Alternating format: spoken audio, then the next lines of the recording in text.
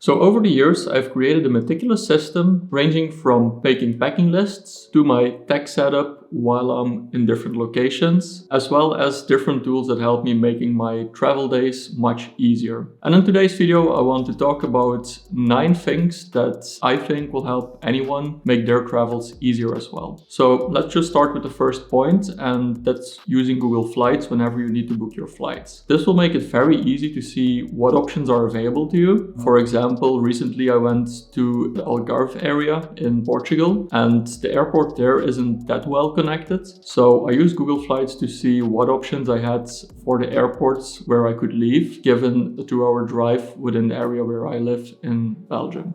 Another great way to use Google Flights is you can also track your flights. So if you have any upcoming travels, you can just add your flights in there, and Google Flights will keep track of any price changes for those flights as well. And you will also get emails of these different price changes. This will also give you the opportunity to always book the best flight available to you as well. The second one is one that I created recently, given that in Notion I built a packing list. I had a packing list before, but not as well organized as the one that I've created in Notion now. So in the past, I used to have just one packing list with all the essential items that I need when I'm traveling. This already made my packing a lot more efficient than it was in the past. But now with Notion, I created different categories for my packing list. For example, if I'm going to a sunny destination, if I'm going on a snow trip, if I plan to record any videos there, what tech that I need to have with me as well. Of course, I have the essentials in there. If there are any formal events planned, I have a separate list for that as well, to make sure that I have the right clothing with me as well. So this makes it a lot easier for me to be even more efficient at packing, because I can immediately see like, okay, these are the items that I need to take with me for this specific trip. Also for the tech that I take with me, because I usually travel with a lot of tech as well, I created a list with like the tech essentials and then also like the more non-essential things as well, to make that easier. And also I can decide if I want to pack a bit lighter or not. Next up, number 3, the technology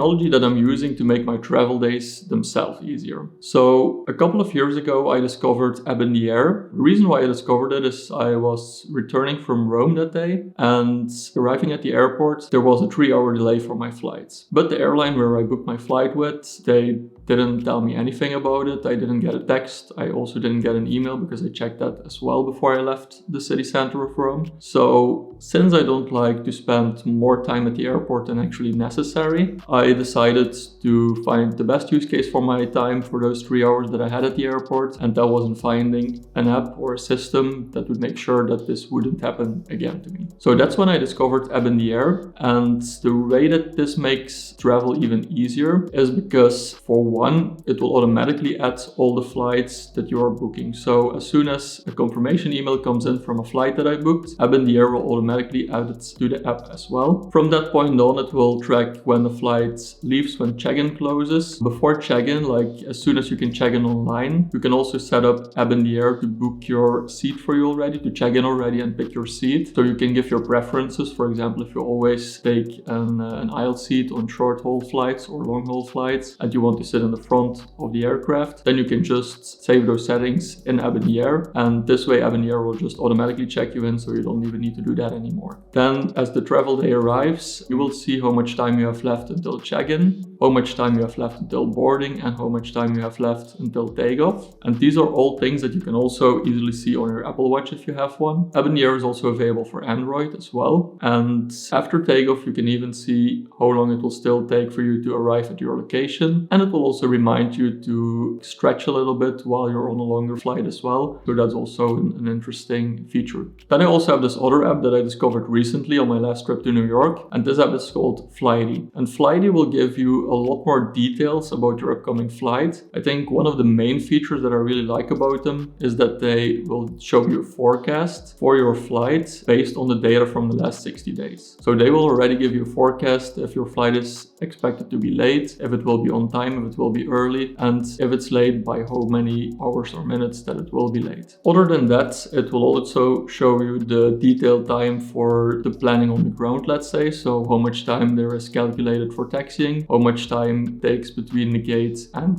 takeoff. Also, one thing that I found during the last trip is that while App in the Air will give you a lot of data to make like check-in things easier. When you arrive in a location, I feel Air doesn't always tell me the luggage belt, whereas Flighty, for example, does immediately give me the luggage belt where I need to be for my flight that I arrived with. So that also makes it a lot more easy. And then one of the main features that they also have is they will know when there are events by the FAA preventing a flight from taking a certain route. So you will also know this because this can also impact your travel time. And they will also track the inbound aircraft. So basically the aircraft you're flying with before you actually leave. They will track the inbound aircraft for 25 hours prior to your flight. So you can see if it's delayed before even arriving at the airport where you are supposed to leave. So that also lets you anticipate any expected delays. Then for the tech that I'm traveling with, I think the main things that I travel with are definitely an international power plug. Then I also have a multi-port USB charger with me, as well as my own network setup for remote locations as well. And then of course, depending on like how long the trip will take, I will have either my MacBook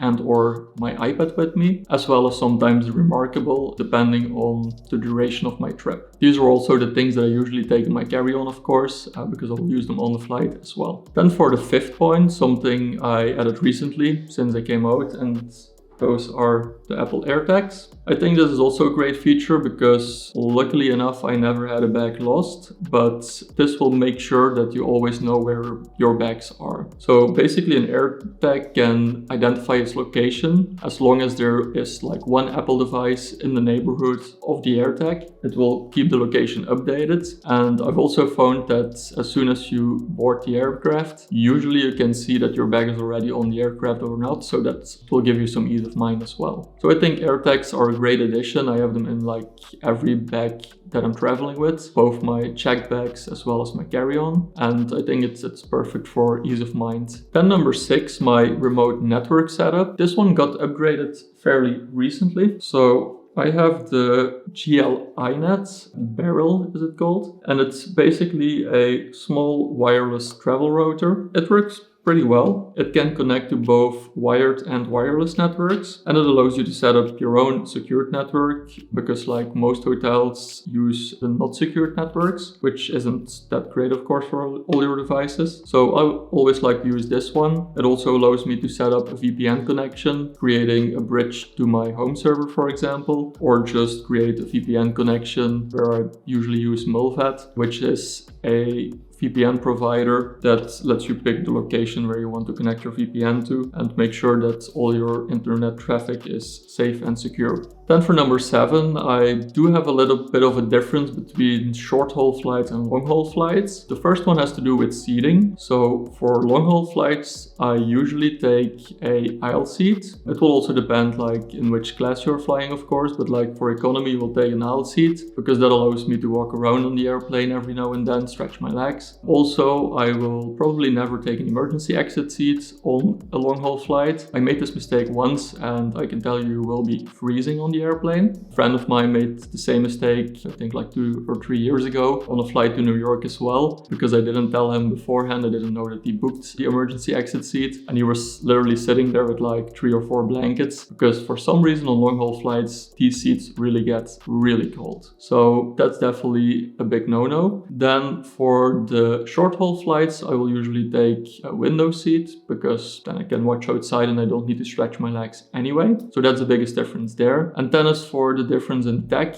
for the long-haul flights, I usually take my Bose Quiet Comfort 35s because it gives a little bit more of isolation, a little bit more of noise cancellation over my AirPods Pro, which I usually use for the short-haul flights, just because they take up less space. And for the short flights, I like the convenience of them taking up less space over the extra noise cancellation from the Bose headphones. Number 8, one of the things that I always try to make sure of is that I have priority service at the airport itself. Like I said in the beginning of this video, I don't like to spend any more time at an airport than necessary because it seems like a bit of a waste of time to me. So that's definitely one of the things that I always try to book in advance. It will make sure that your experience at the airport is less stressful. For example, when I was flying to Portugal recently, the regular line had, I think, like 30 people waiting, whereas the line where I needed to be just had like one person in front of me. So this makes my life just a lot more easier, and it's totally worth it. And then for the last point, number 9, always make sure that your credit cards are activated for the location that you're flying to. It happened more than once when I'm traveling with friends that we arrive at a location and they aren't able to use their cards just because they didn't think about contacting their bank to make sure that they can use their credit cards in the location that we're going to. So this is definitely a big tip. Make sure that that's working perfectly fine. Also make sure that you have a backup. Like I heard in Tim Ferriss's podcast once about a Navy SEAL quote, 2 is 1, 1 is none. So always try to have some redundancy in the most important things. And I think being able to spend money and